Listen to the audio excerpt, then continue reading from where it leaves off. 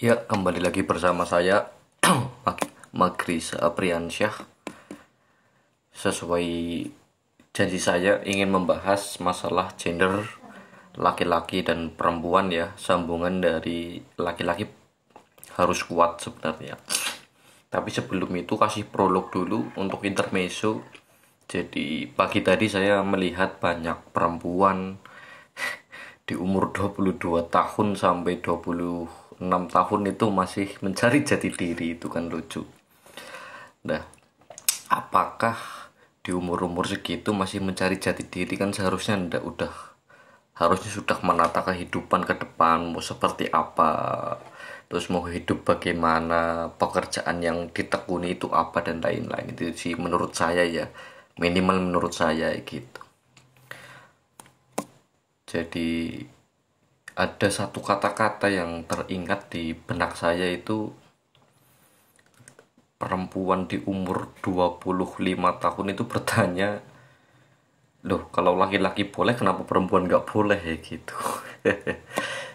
Jadi seolah-olah dunia ini tuh disamaratakan ya atas nama kesetaraan gender, mungkin masih cari jati diri ya gitu.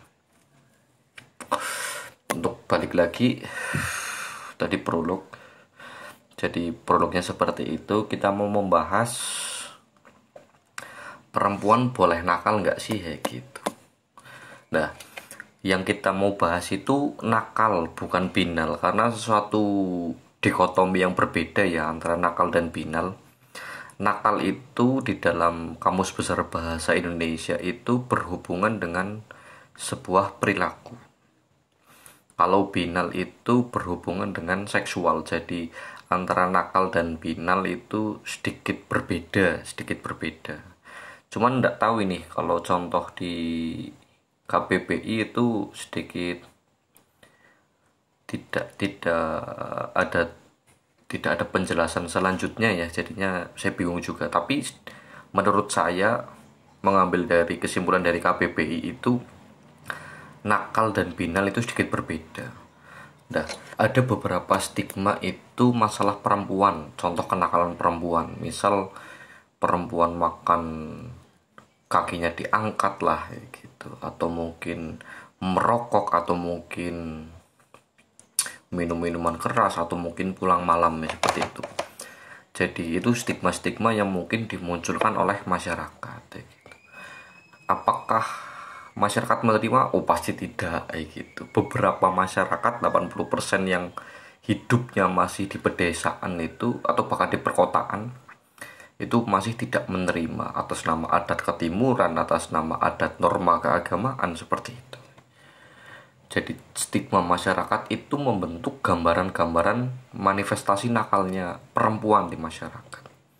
Jadi semisal ketika ada perempuan yang merokok dengan perbandingan laki-laki yang merokok, itu sangat jauh berbeda. Seharusnya masyarakat itu mengambil kesimpulan bahwa antara laki-laki dan perempuan itu sama-sama tidak boleh merokoknya sebenarnya gitu, supaya jadi keadilan, itu namanya kesetaraan. Terus kalau laki-laki kok boleh merokok, perempuan nggak boleh merokok, ya dua-duanya sebenarnya nggak boleh, karena merokok sendiri tidak baik untuk kesehatan. Jadi tapi stigmanya lucu juga, jadi laki-laki kalau nggak merokok itu kurang jantan, kurang kurang adrenalin ya. Karena laki-laki harus terlihat nakalnya gitu. Tapi kalau perempuan itu kalau merokok, wah ini berarti stigma masyarakatnya adalah perempuan yang bisa dipakai nih ya gitu. Atau mungkin perempuan yang nakal nih ya, bisa dibawa dan lain-lain seperti itu. Jadi ada banyak kasus-kasus stigma masyarakat yang mungkin menilai bahwa perempuan nakal itu tidak boleh. Cuman kita tarik kesimpulan ya, saya pribadi ya, menurut evolusi pandangan saya, jadi kenapa laki-laki dan perempuan itu berbeda ya di masalah sosialnya ya. Pertama, memang latar belakang perempuan itu tidak boleh keluar sendirian, itu ada di dalam ajaran keagamaan. Kalau kita mau menerapkan murni ajaran keagamaan, misal katakanlah di agama Islam, atau di Jazirah Arab itu, bahwa negara Arab itu dulu diposisikan menjadi daerah yang jahil sebelum Nabi Muhammad tiba. Jadi perempuan itu tidak boleh keluar sendirian nih, karena dulu laki-laki itu kalau melihat perempuan rasanya ingin memiliki ya gitu. Jadi beberapa hal di agama juga bukan melarang, cuman dia bersifat mengingatkan bahwa perempuan itu tidak boleh tuh keluar sendirian. Itu latar belakang yang pertama. Yang keduanya, bila mana mau melihat dari ajaran agama Islam ya, termasuk Islam yang saya tahu, laki-laki tersendiri itu memiliki tanggung jawab yang lebih besar daripada perempuan. Misal yang harusnya pergi ke pasar itu laki-laki, yang harus pergi mencuci itu laki-laki, dan lain-lain. Sebenarnya seperti itu ajaran yang diajarkan Nabi ya gitu, atau mungkin adat ketimuran khas Arab dan perpaduan antara agama. Terus selanjutnya, laki-laki dan perempuan itu atas nama faktor sejarah itu berbeda.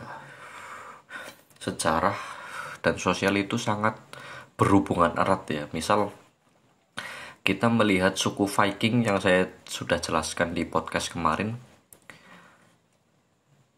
masalah laki-laki di bangsa Viking di masa Yunani kuno itu agar terlihat garang itu keluar rumah, dia pegang tombak, berburu, dan lain-lain. Lah kalau perempuan itu memang gambaran sejarah dari bangsa Viking, dari gambaran Yunani, atau bahkan gambaran di Arab tersendiri, itu gambaran perempuan adalah ya harus anggun, ya harus berkata halus, ya harus menurut kepada laki-lakinya, seperti itu. Cuman memang itu stigma masyarakat yang dimunculkan pada zaman itu. Apakah hari ini masih relevan? Belum tentu juga, itu seperti itu. Terus keduanya, bahwa kenapa laki-laki dan perempuan itu berbeda. Masalah emosional. Jadi laki-laki mau feminisme muntah-muntah juga, kita tidak bisa menolak bahwa laki-laki itu dikodifikasikan otaknya itu lebih condong kayak gitu. Laki-laki itu lebih condong ke otak atau logika. Jadi antara perasaan dengan logika, dia lebih mengutamakan logika gitu. Dari penyelesaian masalahnya kan bisa dilihat. Nah, kalau perempuan itu penyelesaian masalahnya itu menggunakan mengukur hati. Ini siapa ya? Kalau semisal saya menyelesaikan dengan masalah dengan jalan A, apakah ada orang yang tersakiti, apakah B tersakiti, apakah C tersakiti apa enggak. Kalau saya menyelesaikan masalah dengan cara B, apakah A tersakiti, C tersakiti, D tersakiti atau enggak, atau selanjutnya seperti apa, dan lain-lain. Bahwa stigma masyarakat itu juga dibentuk dari, kalau ngomongin sejarah dan sosial ya, dari negara agraris, bahwa ketepatan emosional perempuan itu dibentuk dalam rangka dia menyimpan hasil panen dan menjual hasil panen di tetangganya. Kalau semisal perempuan itu emosinya tidak bagus, maka laki-lakinya atau keluarganya bingung mau makan apa, seperti itu. Itu negara agraris menggambarkan gender perempuan. Jadi laki-laki yang pergi bertani, dia panen terus dikumpulkan kepada istrinya itu menjadi bendahara, dan dia bingung tuh kalau sifat emosionalnya tidak tetap. Karena munculnya sifat emosional perempuan itu tidak tetap, itu menghasilkan sosial yang buruk. Misal saya punya istri nih, istri saya itu dibenci oleh lingkungan, maka ketika istri-istri yang lain, istri-istri dari teman saya itu bakal ngomporin teman saya tuh, nggak mau beli panen dari sawah saya seperti itu. Karena perempuan itu sangat berpengaruh emosionalnya. Nah, kalau laki-laki beda, dia memang difungsikan untuk jadi kuda kuda pacuan, jadi kerbau di sawah dan lain-lain. Terus kenapa muncul stigma bahwa perempuan itu tidak boleh nakal ya? Nah, ini stigma-stigma yang memang muncul dari masyarakat atas nama sejarah lah ya, atas nama sosial dan lain, atas nama keagamaan juga mungkin tidak boleh ya gitu. Saya tadi sudah menjelaskan sedikit bahwa perempuan nakal seperti merokok atau mungkin minum itu terkenal sekali, dinilai di masyarakat itu bisa dipakai. Ini lucu juga. Jadi kalau suatu ketika ada permasalahan, kalau kita pendekatannya study case ya, pendekatannya kasus, kalau perempuan itu lari ke klub terus dia katakanlah let's say-nya diperkosa, maka keluarga bakal ngomong ya salahnya siapa, perempuan itu pergi ke klub. Tapi beda lagi kalau laki-laki. Kalau laki-laki itu ketahuan, itu pasti bakal diomongin tok itu. Hati-hati ya, takutnya hamil, sampai tanggung jawab kayak gitu. Lah ini perbedaan dua hal yang sangat signifikan. Tapi memang antara laki-laki dan perempuan itu stigma masyarakatnya berbeda. Misal saya kasih reasoning lagi, saya kasih alasan lagi bahwa kenapa perempuan itu tidak boleh nakal, gambarannya tidak boleh nakal itu memang bisa dipakai. Terus reasoningnya dalam rangka menguatkan ketika emosionalnya itu tidak bisa diatur oleh keluarga atau laki-lakinya, maka perempuan akan cenderung lebih kuat penguasaannya akan lebih kuat.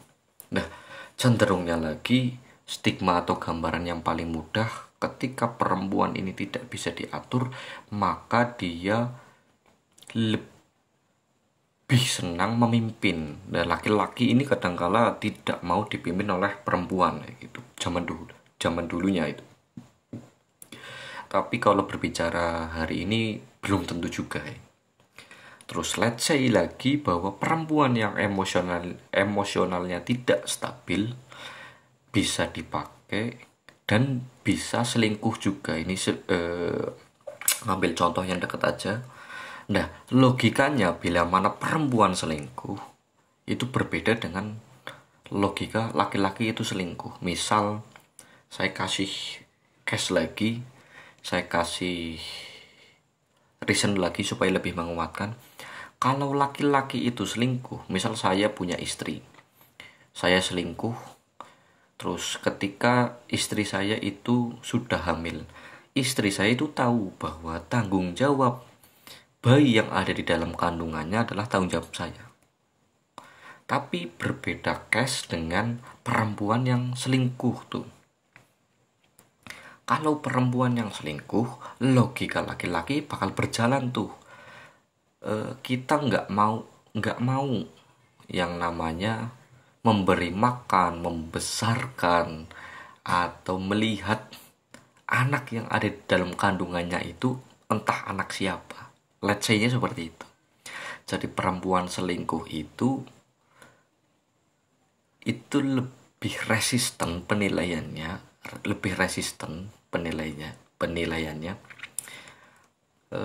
karena emosinya tidak stabil seperti itu.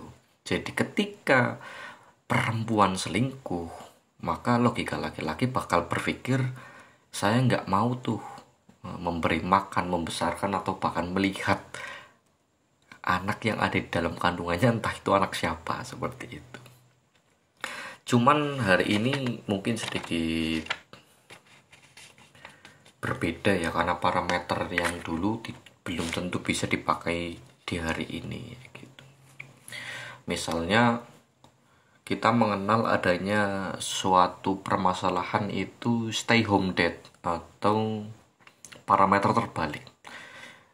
Jadi laki-laki itu di rumah, perempuannya itu yang kerja. Jadi laki-lakinya itu yang ke posyandu lah, yang membesarkan anak, yang memberi makan anak ya, menyuapi lah istilahnya.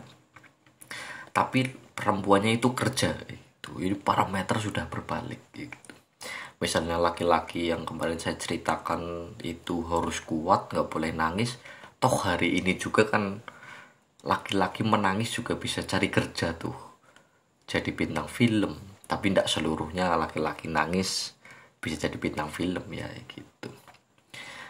Terus lucunya lagi itu memang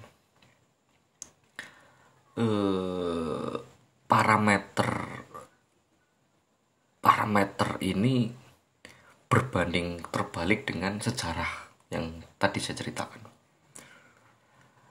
Jadi zaman sudah berkemajuan, sudah tidak mengenal, sudah melupakan sedikit lah katakanlah adat istiadat dan lain-lain seperti itu.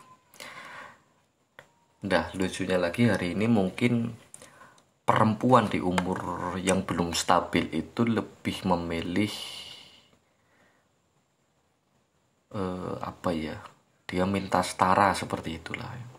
Jadi suatu ketika saya pernah ngisi acara tuh gender, laki-laki boleh merokok, laki-laki boleh merokok kok perempuan enggak gitu. Ya saya tadi ingatkan, antara laki-laki dan perempuan itu nggak boleh merokok seperti itu. Terus ada perempuan yang memberikan pertanyaan bagi saya juga, perempuan harus pinter masak enggak? Katakanlah penilaian sebagai laki-laki itu, let's say kalau kita berbicara realistis, laki-laki akan memilih perempuan itu yang pinter masak. Yang pinter masak. Karena alasan paling baiknya adalah, alasan yang paling kuatnya adalah, misal yang kerja hanya laki-laki, perempuannya di rumah. Laki-laki kerja dengan gaji katakanlah 3 juta itu dibagi untuk keluarga, untuk makan sehari-hari, untuk tabungan.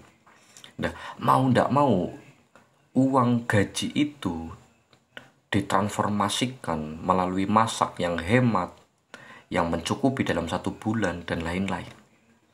Nah, mau ndak mau perempuan itu harus pintar masak tuh. Seperti itu. Jadi realistisnya laki-laki akan memilih perempuan yang pintar masak. Tapi ketika toh dia menemui perempuan yang ndak pintar masak, dia pasti akan mengajukan pertanyaan tuh. Ya hari ini kalau nggak bisa masak mungkin ada Gojek, ada Grab Food, ada Maxim Food. Nah, apa nih nilai tukarnya? Seperti itu. Ketika perempuan itu tidak bisa masak, maka harus cari kerjaan tuh. Karena pengeluarannya lebih banyak, karena dia beli makanan. Itu alasan yang paling sederhana kenapa perempuan harus bisa masak. Terus selanjutnya ada lucu lagi, kita menemukan fakta bahwa perempuan itu kenapa tidak boleh nakal. Tadi kenapa perempuan nakal? Tadi kenapa perempuan tidak boleh nakal? Karena emosinya tidak stabil. Kalau kita melihat perempuan di umur remaja, belum umur dewasa ya, dia bakal memilih bad boy. Dia bakal memilih bad boy atau memilih laki-laki yang looknya itu sedikit nakal karena tingginya hormon testosteron kayak gitu. Itu sifat alamiah perempuan tuh, minta dilindungin. Mau sekenakal-nakalnya perempuan, hormon testosteron laki-laki itu lebih tinggi. Jadi perempuan itu merasa lebih nyaman, lebih apapun itu karena melihat laki-laki yang bad boy. Waduh, saya mungkin bisa dilindungi nih sama laki-laki saya atau pacar saya seperti itu. Tapi entah kenapa di akhir hayat, ini fakta di lapangan, di akhir-akhir wanita menuju dewasa dia lebih memilih nice guy. Karena mungkin bad boy, karena testosteron yang terlalu tinggi, maka kecenderungannya tidak bakal bekerja atau mungkin kehidupannya seperti itu saja gitu. Nah, perempuan ujung-ujungnya bakal menikahi nice guy atau lelaki yang baik. Ya bukan culun, tapi lelaki baik aja. Kalau misal ditanyakan laki-laki nice guy ini punya hormon testosteron apa enggak, ya pasti punya. Setiap laki-laki punya hormon testosteron seperti itu. Terus latar belakang stigma ini memang sudah luntur lah. Misal adat ketimuran, adat tadi dan lain-lain sudah luntur. Bisa jadi apapun yang diomongkan di zaman dahulu itu tidak tidak tidak bakal terjadi di hari ini. Misal tadi laki-laki harus kuat, sekarang laki-laki yang menangis saja udah bisa kerja. Terus perempuan itu harus di rumah, sekarang ada ideologi namanya stay home dad. Nah, hari ini sudah mulai keterbalikan.